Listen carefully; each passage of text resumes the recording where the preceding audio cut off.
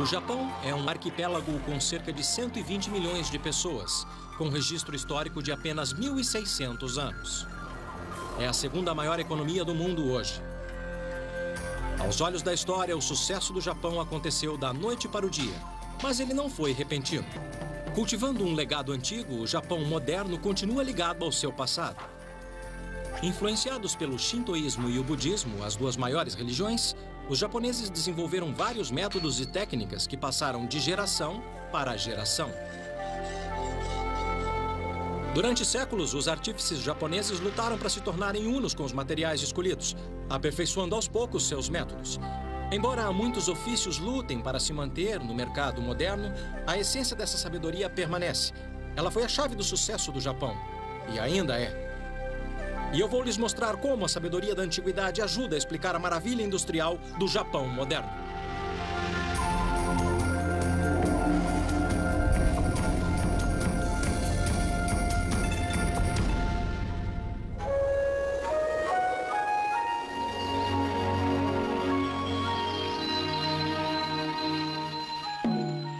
Para entender o avanço súbito do Japão na ciência e tecnologia, é necessário entender a relação íntima do país com a natureza e seus fortes laços com as tradições antigas. Os antigos acreditavam que um espírito, ou kami, vivia em tudo. Principalmente nas árvores.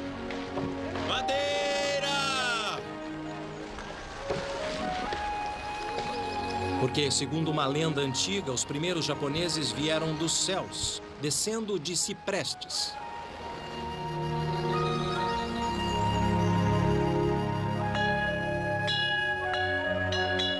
O budismo e o shintoísmo, as duas maiores religiões do Japão, permeiam cada aspecto da vida. Arraigados ao shintoísmo, os japoneses desenvolveram um modo único e próprio. Técnicas e métodos aguçados, voltados para descobrir o espírito, a essência das coisas.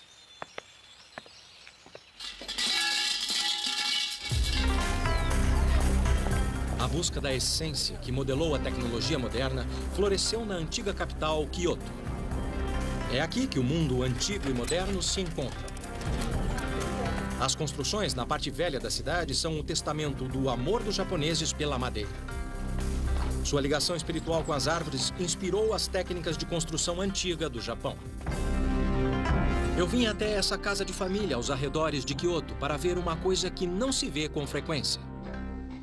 Especialista em construções antigas, Kiyoshi Yasui fez da preservação de casas construídas com antigas técnicas de carpintaria sua missão. O Sr. Yasui acaba de começar o processo de desmonte. Ele está desmontando parte por parte desta casa para algum dia reconstruí-la em outro lugar. É uma oportunidade rara de ver os detalhes da construção. O Sr. Yasui apontou as principais características da construção. A coluna principal. Como a armação de um guarda-chuva, uma casa tradicional japonesa é construída em torno de um pilar central, que é ligado a vigas de apoio com encaixes complexos. A estrutura é um sistema de armação vertical e horizontal. A coluna da casa, entendi. Vigas grandes, entendi. Enorme, a viga é uma árvore de quase 18 metros. Influenciados pelo shintoísmo, os carpinteiros japoneses tradicionais gostam de incorporar a forma natural da madeira ao projeto. Eles incluem até os galhos e a curvatura natural para evocar o espírito, o kami, que eles acreditam que viva dentro de cada viga. O Sr. Yasui explicou com detalhes a técnica que os construtores antigos desenvolveram para acomodar as formas e ângulos variados. Os antigos chamaram de técnica de entrelaçamento, onde ripas e sulcos se encaixam como um quebra-cabeça. Ela move. Ah, entendi. Eu entendi. Então, se houver um terremoto, ela balança. A flexibilidade e durabilidade da estrutura repousam nas engenhosas juntas entrelaçadas.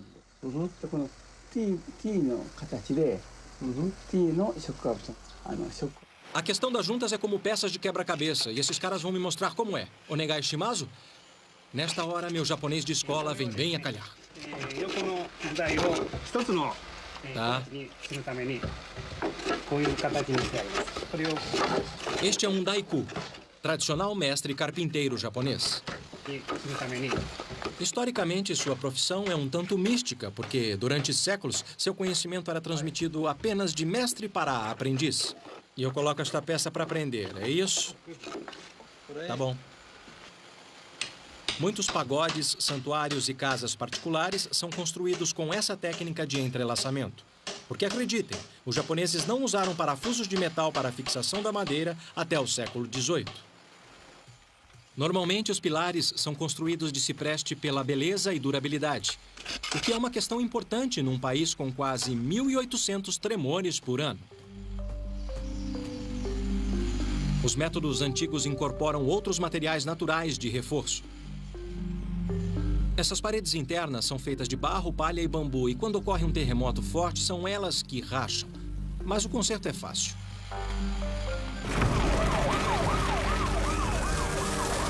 Em 1995, um terremoto de 9,6 em Kobe destruiu 100 mil residências construídas no estilo tradicional em apenas 20 segundos, deixando 300 mil pessoas desabrigadas e matando milhares.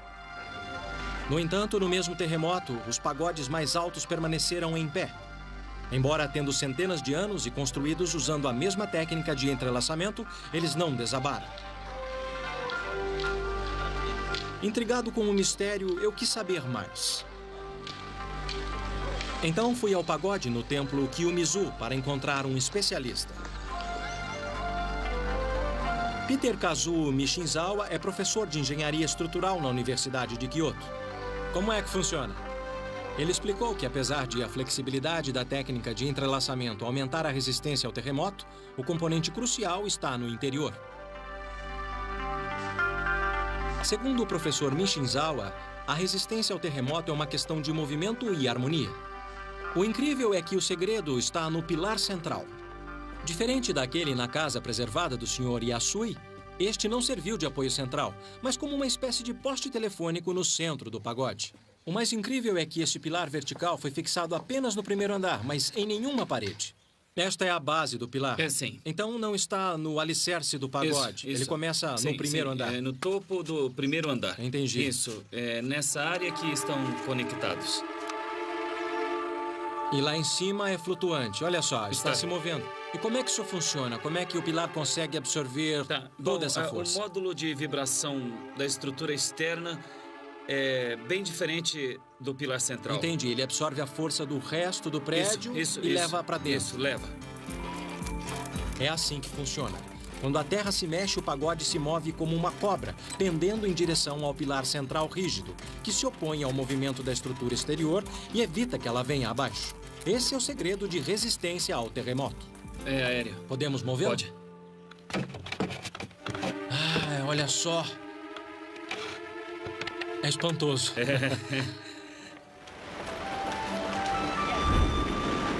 A tecnologia do pagode antigo foi incorporada na construção de um dos mais novos arranha-céus de Tóquio. Por fora não dava para ver, mas eu sabia onde procurar. Eu me encontrei com o Sr. Tatsuo Anada, chefe de tecnologia e pesquisa da construtora. Ele me levou aos bastidores para mostrar a coluna vertebral do arranha-céu. O Sr. Anada salientou que o conceito da coluna central foi adaptado nas 4 colunas que dão suporte ao prédio.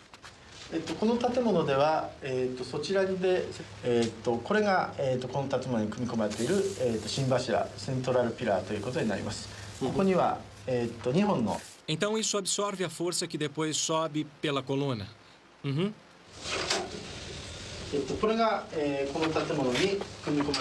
4 colunas de aço maciço formam o núcleo flexível desse arranha-céu de 37 andares. Uhum.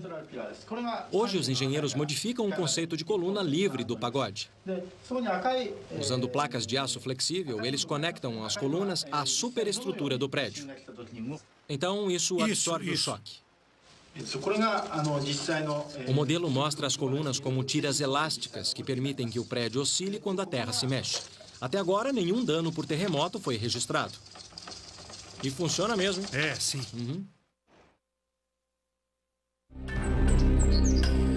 Um período na história deixou uma marca profunda no Japão moderno. O tempo dos guerreiros samurais. O símbolo desse tempo ficou famoso no mundo, a espada samurai. Hoje, seus segredos são usados para salvar vidas, em vez de tirá-las. Há muitas formas de manter contato com a história. A antiga arte do Laido provém do grupo que testava as espadas. Através do Laido, eles testavam um equilíbrio, a flexibilidade da espada e se ela faria seu papel.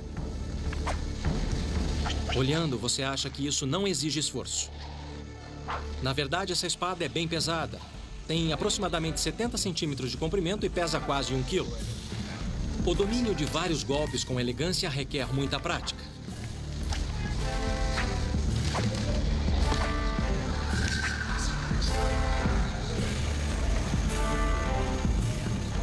Mas o movimento exigia competência. Eu não sabia que era tão difícil guardar a espada na bainha, sem cortar o dedo fora.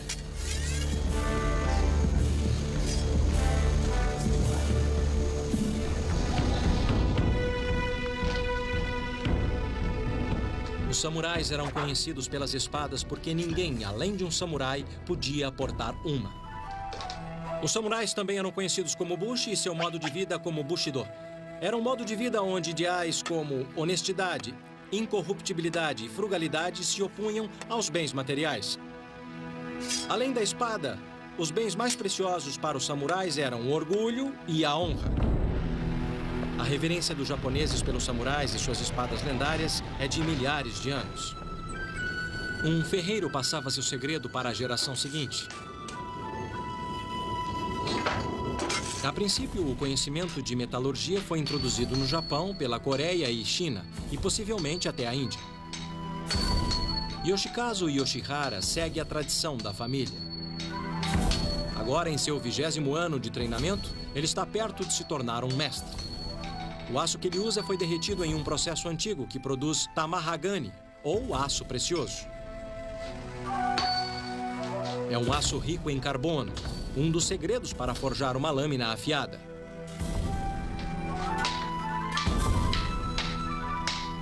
Uma espada começa como um lingote cuidadosamente selecionado de pedaços de tamahagani forjados juntos. Depois de selecionar a mistura perfeita de aço, o Sr. Yoshihara pode tirar vantagem das variações naturais do aço. Isso pode parecer surpresa, mas são as variações que dão à espada beleza, personalidade e eficiência também. O lingote é dobrado, martelado e esfriado várias vezes, criando milhares de camadas fundidas uma à outra. Pela cor do metal aquecido, o ferreiro sabe quando a temperatura está correta. Na 10ª geração de mestres artífices, o Sr. Yoshihara é um tesouro vivo do Japão. O governo japonês o reconheceu como exemplo da tradição antiga na arte de fazer espadas. Qual é o segredo para se fazer uma espada perfeita? O mestre Yoshihara acredita que primeiro você deve seguir sua própria natureza. Se você for natural e firme em sua crença e flexível no modo de lidar com a vida, então seu espírito habitará a lâmina e a tornará perfeita.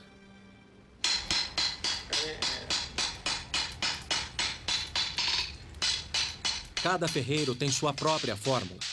Yoshikazu admite que seu pai ensinou que são necessárias no mínimo 12 dobras. Mas há outros segredos, incluindo padrões rígidos para calor e resfriamento.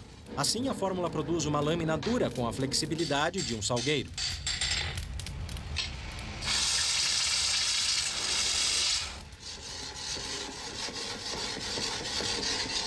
Finalmente, ela é polida à perfeição. Hoje, a história mortal da espada é esquecida facilmente diante de sua beleza marcante.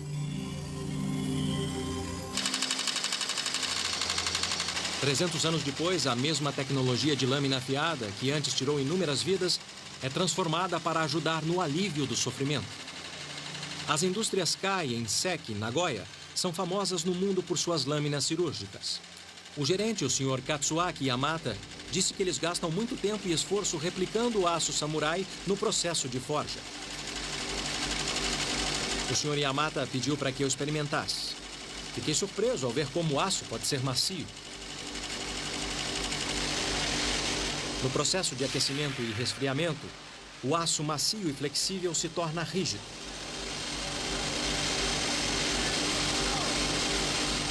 É tudo uma questão de carbono.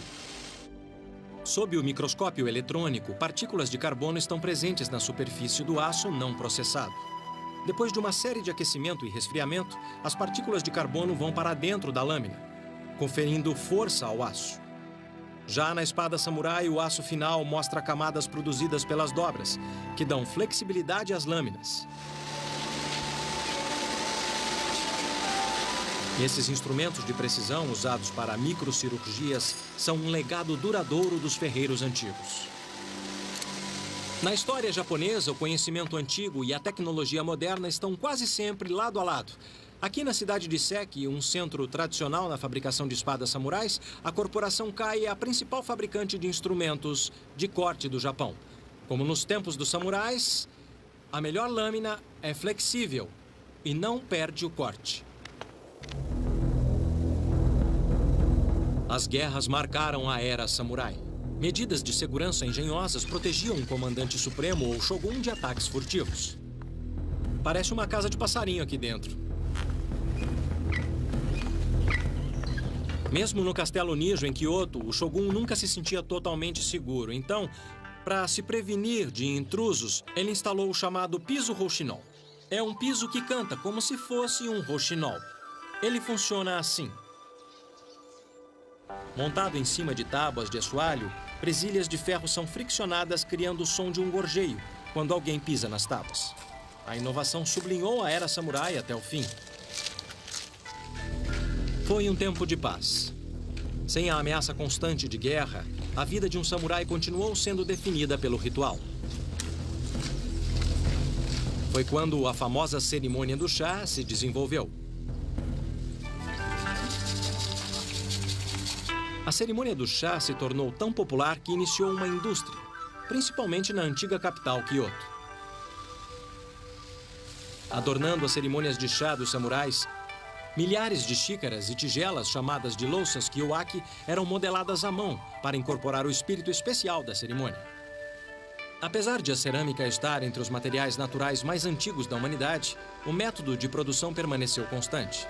A modelagem secular da argila deu aos japoneses um profundo conhecimento da capacidade dos materiais. Embora a eletricidade tenha substituído a roda de pedal, poucos oleiros, como o mestre Imi, mantêm a antiga tradição kiwaki viva. Ele me deu uma lição da arte antiga de modelar.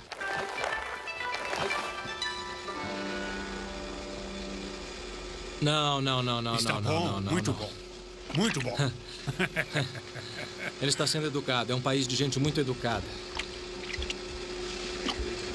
O segredo é a uniformidade.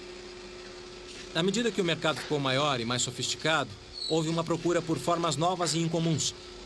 E uma das qualidades que eles mais prezavam era uma pequena irregularidade, porque era a irregularidade que tornava a peça única. A que eu fiz está irregular, mas eu quero uma segunda opinião.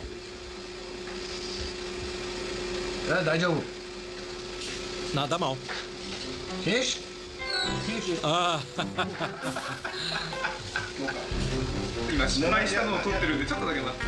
Já cansei disso.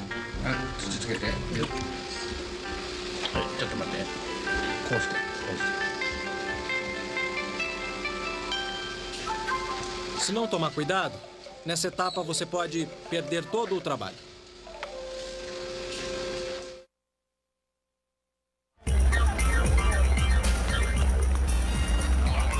Muitas tecnologias antigas estão morrendo. Ainda que no Japão, velho e novo vivam lado a lado. O que seus ancestrais sabiam é usado pelos japoneses de hoje para aplicações novas e pioneiras. Quando se trata de eletrônicos, o Japão revolucionou o nosso mundo.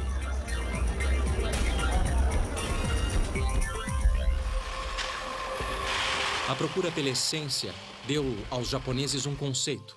e, por fim, uma vantagem econômica.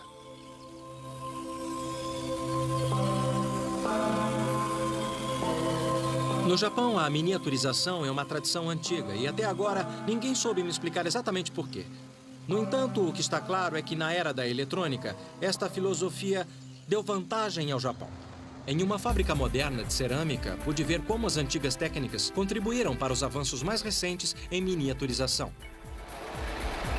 Os fundadores da Murata Manufacturing aliam com orgulho a origem da empresa no século XVII às tradições da cerâmica antiga em Kyoto. Em vez de louças, agora eles fabricam componentes eletrônicos. O Sr. Tetsuya Iketa, chefe de desenvolvimento da Murata, me apresentou um de seus produtos básicos de cerâmica. Tetsuya, você poderia me dizer o que é isso? Sim, é uma placa cerâmica para circuitos. Placa de circuito. Sim. Depois de séculos trabalhando com argila, os cientistas em Murata mudaram o curso da história tecnológica. Desenvolveram cerâmicas inovadoras. Assim como um material clássico, elas podem ser moldadas em qualquer formato. Mas o melhor é que elas têm propriedades elétricas. Os antigos fornos foram substituídos por fornos eletrônicos que operam em temperaturas precisas. Da mistura de componentes até o resfriamento das placas acabadas, o controle preciso é a chave para o sucesso. E ela está quente mesmo quando sai. Mas não sai quente, porque a zona de resfriamento fica aqui. Ela esfria, tá Isso. bom. Pois é. Vamos ver. Essas placas de circuito são cerâmicas preparadas com propriedades agregadas. Essa placa já está pronta, né? Está totalmente acabada. Sim. Eis a diferença. As cerâmicas clássicas não têm utilidade elétrica. Mas quando a Murata combina óxidos metalocerâmicos apropriados, eles criam uma variedade de cerâmicas técnicas com propriedades elétricas exploráveis. As microestruturas internas dessas cerâmicas dielétricas reagem de forma diferente quando se aplica voltagem. Enquanto alguns componentes cerâmicos bloqueiam o fluxo de elétrons, outros respondem mecanicamente fazendo um componente vibrar ou pulsar e fazer coisas como tocar seu celular.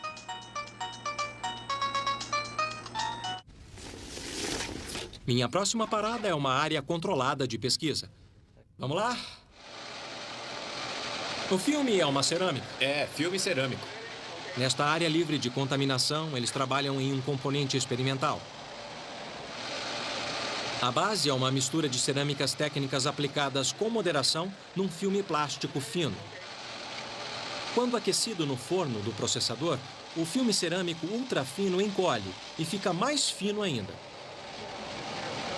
Em um processo secreto, camadas de filmes cerâmicos microfinos são usadas na elaboração de componentes eletrônicos complexos. Um dos componentes fica nesses capacitores minúsculos fantásticos. Ele fornecerá circuitos de memórias ainda menores.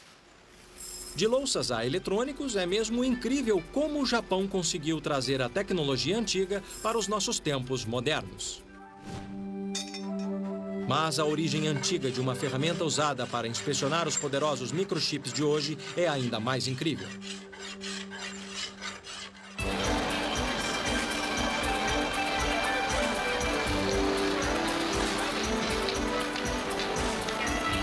O agitado distrito Akihabara de Tóquio é um bazar gigante de eletrônicos, onde você pode achar o que há de mais novo em eletrônicos compactos. Aqui fica claro como uma abordagem menor trouxe vantagens ao Japão. Você encontra qualquer coisa em miniatura. Em Akihabara, a gama de dispositivos é de enlouquecer. Até as características de um celular te deixam doidinho.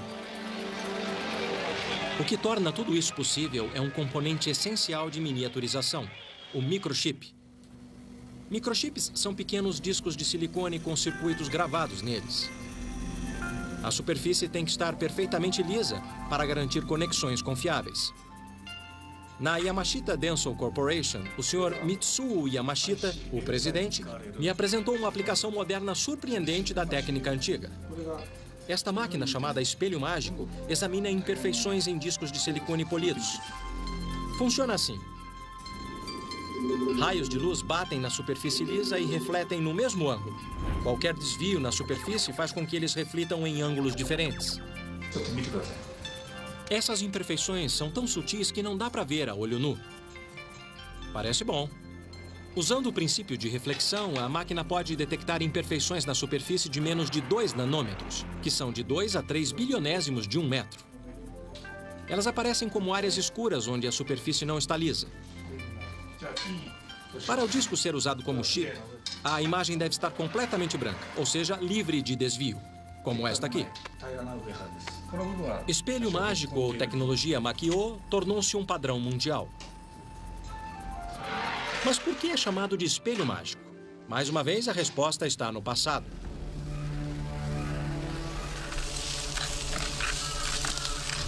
Uma tecnologia antiga importada da China, o espelho mágico teve um renascimento no meio do século XVI no Japão. Nessa época, o cristianismo era considerado uma influência estrangeira e um obstáculo para o estabelecimento do controle absoluto das pessoas. Ser cristão era ilegal. Mostrar sua fé em público podia custar sua cabeça. No entanto, durante esse período negro, o espelho mágico salvou vidas. A magia começou com uma placa de cobre fundido e polido pela mão de um mestre. A verdadeira mágica do espelho é sua precisão. A imagem é esculpida na superfície refletora de modo tão sutil que, se você olhar no espelho, tudo que vê é você mesmo. Mas se o espelho reflete luz branca, a história é outra. Graças ao espelho mágico, os cristãos podiam se identificar em segredo para aqueles que compartilhavam sua fé.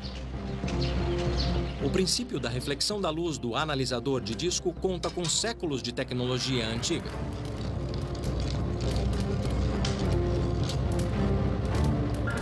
Para descobrir como a imagem fica dentro do espelho, eu visitei uma oficina tradicional em Kyoto. A família Yamamoto faz espelhos mágicos há quase 200 anos. Eles seguem um processo antigo com poucos toques modernos. O cobre é derretido a cerca de 1.300 graus centígrados nessa pequena fornalha a gás. Embora seja uma receita secreta da família, dizem que os melhores espelhos são feitos de 5 partes de chumbo, 15 partes de estanho e 80 partes de cobre. Um pouco de palha queimada filtra qualquer impureza da superfície quando este é despejado no molde. Parecia tão simples que eu resolvi tentar. Vamos lá. Isso me deixa um pouco nervoso. Ah, isso é quente demais. Ai, mais quente que 1000 churrascos. Agora, o truque é despejar sem espirrar e queimar meu pé. Parece que meu rosto está queimando. Pronto. Vamos ver se esse vai ser mágico. Por alguma razão, eu acho que não.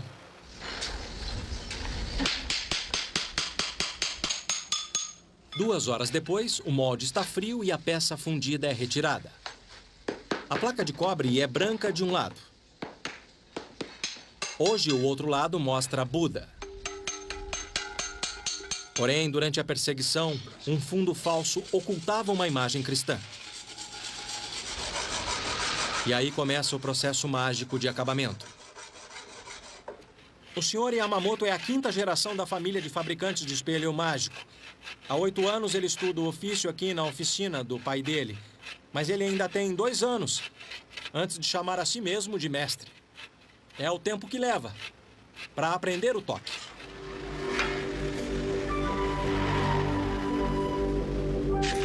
Raspar e polir cria variações microscópicas na superfície, que produzem uma imagem refletida similar à que está atrás. São necessárias semanas de raspagens cada vez mais refinadas para criar a imagem na superfície do espelho. O Sr. Yamamoto usa um pedaço de carvão, como este aqui, para a etapa final no processo de polimento. Como não pode ver se poliu corretamente, ele tem que sentir. O processo inteiro leva quase 3 meses, do começo ao fim. Mesmo para o artífice mais habilidoso. Somente um toque experiente revelará, por fim, a imagem mágica. Quando o espelho está polido, ele é coberto com uma fina película de níquel. Até este momento, parece um espelho comum. Para a etapa final do processo, ele é levado para fora, para ver se a imagem de trás é refletida pela frente. Se a luz estiver certa, reflete.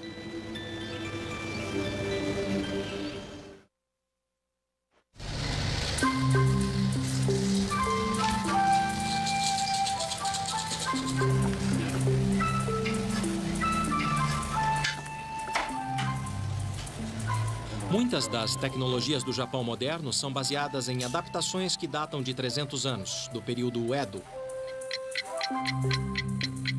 No século XVII, um relógio mecânico europeu foi trazido de presente ao Japão, o que despertou uma inovação inimaginável.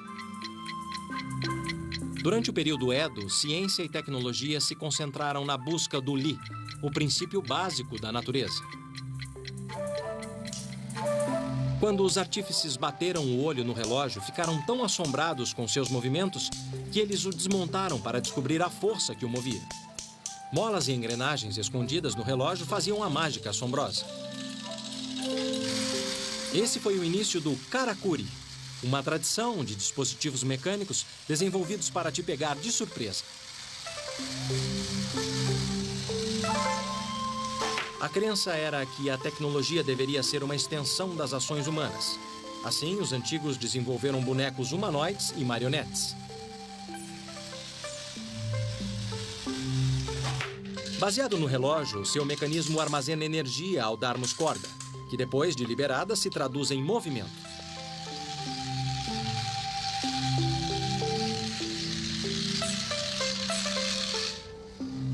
Na tradição karakuri, a tecnologia fica escondida para que você não saiba por que o dispositivo faz o que faz.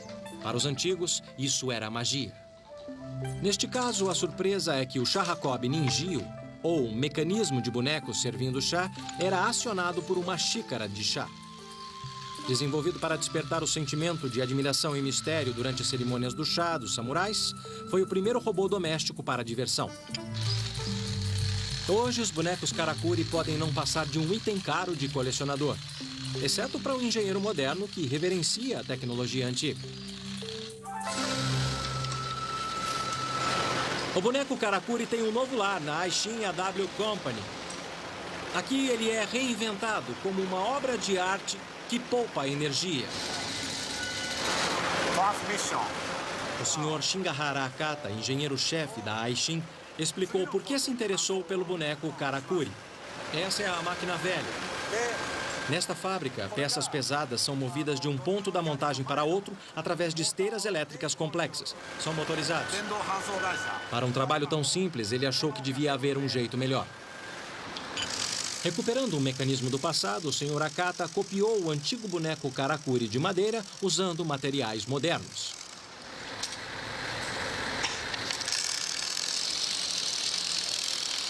Duas propriedades do mecanismo karakuri chamaram sua atenção. Na primeira, o Sr. Akata percebeu a energia enorme que podia ser armazenada na mola. Na segunda, a quantidade de peso que podia ser usada para liberar a energia que movia as engrenagens. A reconstrução do mecanismo antigo inspirou uma adaptação eficiente. Essa é uma nova função do boneco mecânico. Agora o senhor vai me explicar como isso funciona. Para mover as peças pesadas, o Sr. Akata construiu um carrinho karakuri. O carrinho é movido por molas e engrenagens industriais. O peso da peça força a engrenagem, comprimindo as molas que, em princípio, armazenam energia. Tá? Então o próprio peso faz tudo. A peça desliza até o carrinho, liberando a trava que permite que ele se mova. Quando o carrinho atinge o ponto de transferência, o impacto transfere a peça para o condutor. As molas são liberadas girando a engrenagem que leva o carrinho de volta à posição original. E vai descomprimindo a mola até chegar do outro lado. Não é necessária energia externa, como a eletricidade. É incrível. A adição desse efeito positivo ao mecanismo do boneco karakuri gera uma economia de energia significativa. Esse faz o mesmo? Então, depois de 300 anos, o espírito do boneco karakuri vive nessa fábrica moderna. Se você achou isso legal, espera para ver o resto.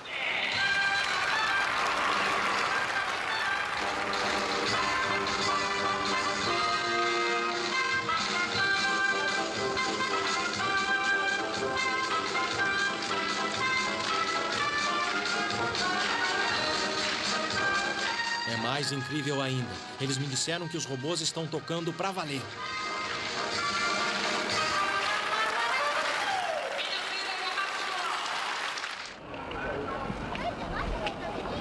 A crença dos japoneses em Li, a força escondida dentro da máquina, levou uma indústria gigantesca a produzir robôs humanoides.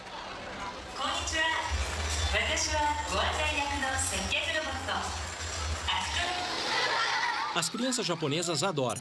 Desde pequenas, elas aprendem como interagir com eles.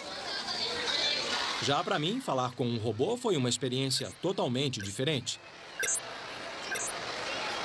Segundo o manual, essa figurinha aqui fala 4 idiomas diferentes.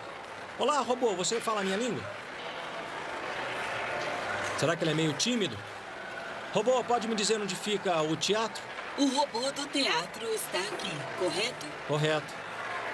Vá pela saída dos fundos e vire à esquerda.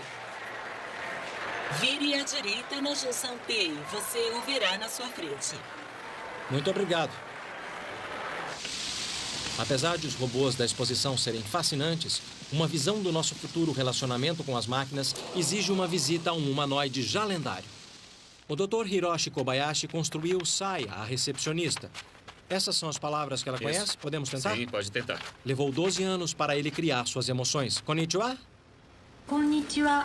大学のこと、私、さやについてご案内できます。大学、さや、どちらにしますか? Como vai? 元気よ。 Ela vai bem? Isso mesmo. Nossa. どうしたの? Idiota. バカじゃないわよ。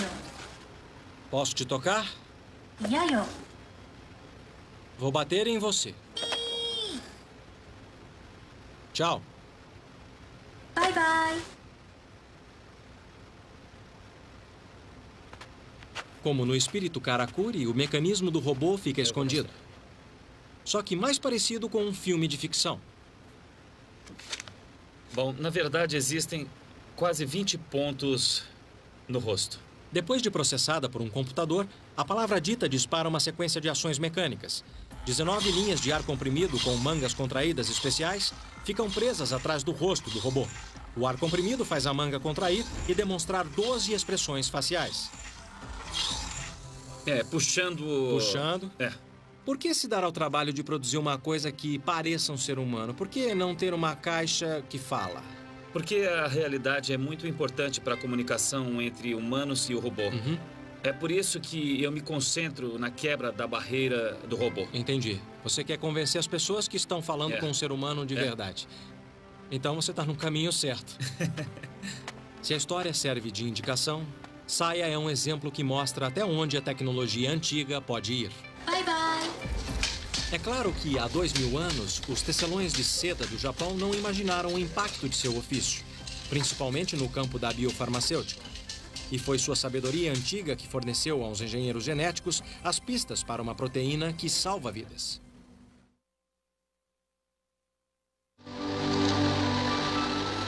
A parte norte do interior do Japão é coberta por fileiras de árvores como esta.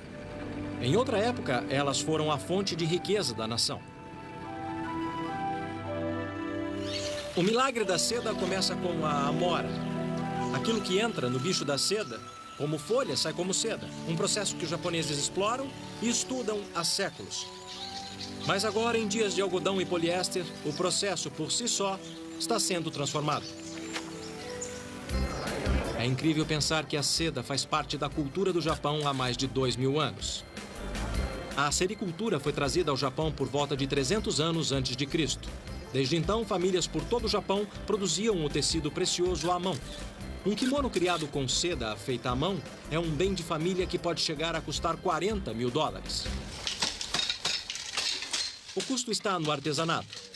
Yuki, antigo centro produtor de seda, ainda possui algumas oficinas tradicionais.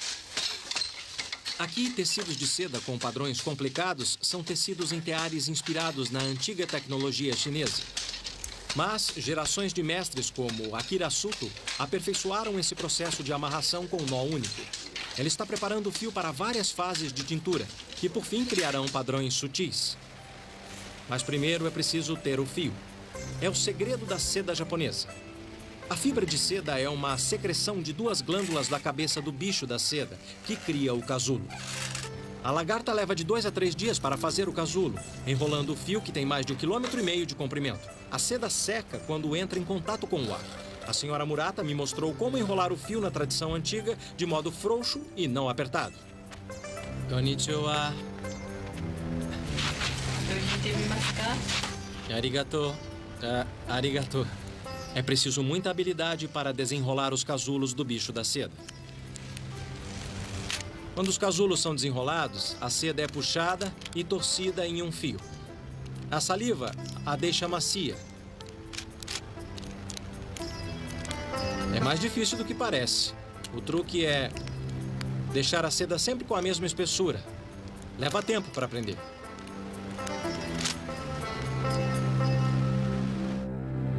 Depois de 1 ano de trabalho duro, essas peças de arte são a recompensa do tecelão habilidoso. E quanto mais o fio sintético é usado, mais a seda tradicional se torna preciosa. O milagre é que o bicho da seda pode conter uma nova promessa que a ciência está começando a explorar.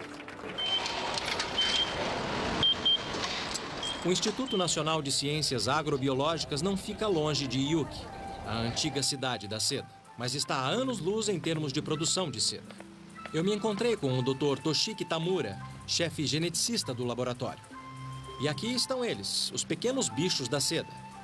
Existem mais de 1000 tipos por todo o globo, e o Japão está familiarizado com 600 deles. Considerando a história do Japão, não é à toa que seus cientistas estão à frente na decodificação do genoma do bicho da seda. Ah, que estranho. Acontece que a seda é uma proteína. Os cientistas aqui na fábrica de insetos da NIAS estão testando bichos da seda geneticamente modificados que não produzem seda, e sim proteínas que podem ser usadas para fins medicinais. Testes revelam que eles estão fazendo progresso. O primeiro desafio é redefinir o DNA do bicho da seda para aceitar um novo gene. Para testar o conceito, a equipe do Dr. Tamura injeta gene de água-viva para a luminescência. Se eles conseguirem juntar em seus DNAs, os bichos da seda desses óvulos serão verdes sob a luz ultravioleta. Esses bichos da seda modificados geneticamente podem produzir proteínas úteis, tais como o interferon, que é usado contra o câncer. Se der certo, a nova biotecnologia pode fazer do Japão o maior jogador do super lucrativo mercado farmacêutico. O que ele está olhando? O bicho da seda? É, o bicho da seda. Ele está olhando, como você pode ver aqui. O Dr. Tamura explicou que o brilho verde é a prova que o gene fluorescente da água-viva foi introduzido com sucesso no DNA do bicho da seda. A próxima etapa é crucial para o sucesso da equipe. A chave é conseguir um novo gene para produzir a proteína do bicho da seda. O que é isso? Esse aqui é o casulo. O casulo brilhante significa que a junção biotécnica foi um sucesso. Entendi. Então essa é a prova que o processo funciona. É, como você pode ver aqui. A equipe está no caminho certo para colocar o bicho da seda na luta contra o câncer e acrescentar outra inovação no nosso mundo moderno, baseado na sabedoria da antiguidade. Andando por Tóquio à noite, eu percebi o quanto a tecnologia japonesa tem sua raiz nas tradições antigas. Seja com bonecos que serviam chá, transformados em robôs, seja nas técnicas de carpintaria transformadas em arranha-céus resistentes a terremotos. A engenhosidade do Japão parece se recarregar quando olha para seu passado, pegando as tradições antigas e projetando-as no futuro. Hoje, muitos ofícios tradicionais do Japão estão morrendo, mas o que permanece é a sua essência, o efeito que elas têm em nós. Traduzindo o conhecimento antigo em tecnologia moderna, o Japão ganhou uma vantagem única. Graças à sabedoria da antiguidade, o Japão está abrindo novas portas para uma nova era de ciência e tecnologia.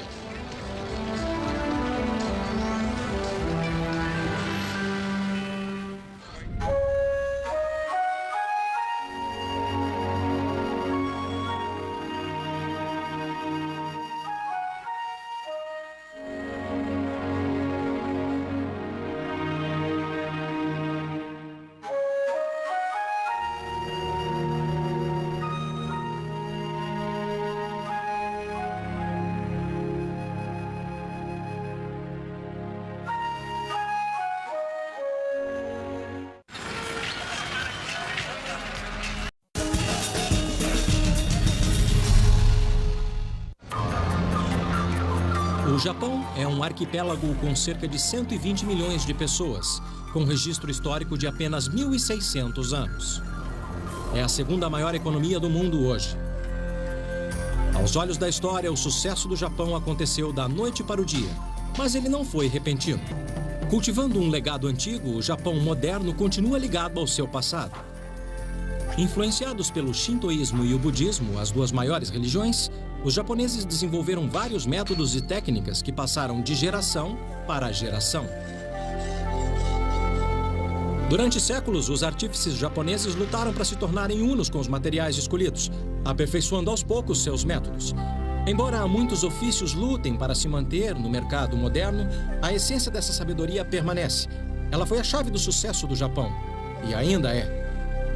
E eu vou lhes mostrar como a sabedoria da antiguidade ajuda a explicar a maravilha industrial do Japão moderno.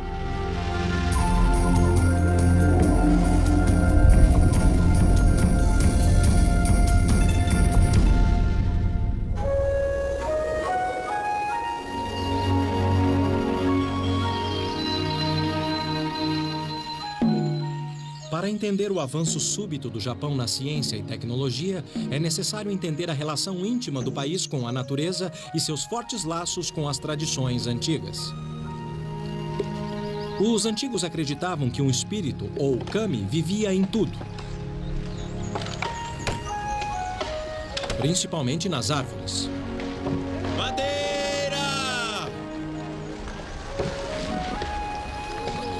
Porque, segundo uma lenda antiga, os primeiros japoneses vieram dos céus, descendo de ciprestes.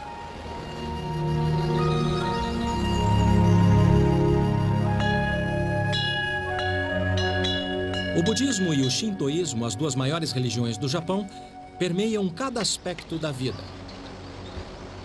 Arraigados ao shintoísmo, os japoneses desenvolveram um modo único e próprio, técnicas e métodos aguçados, voltados para descobrir o espírito, a essência das coisas.